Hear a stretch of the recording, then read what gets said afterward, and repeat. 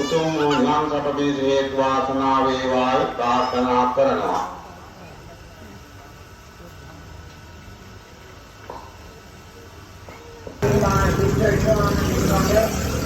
අවබෝධයක් ලබා ගන්නට පුළුවන්කම තියෙනවා.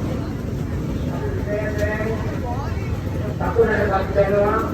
දෙවනි දාසේ ඉන්න දෙක මේ ආකාරයේ කරන කුරු මේ වෙනස් නැති පංචායත රාජකීය සම්මේලනම ලක්ෂ්‍යයේ ආත්ම මේ උදාහරණ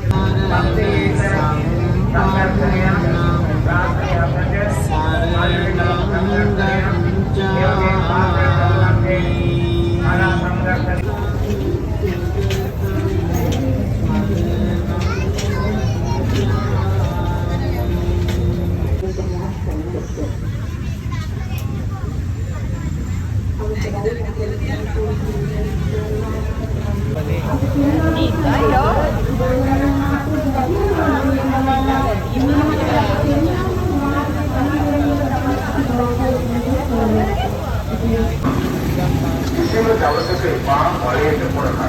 ඒක නම් හරියම දැකගත්තා වාක්‍යයක්. තමන්ගේ වාරයේ විලසුරා සිටී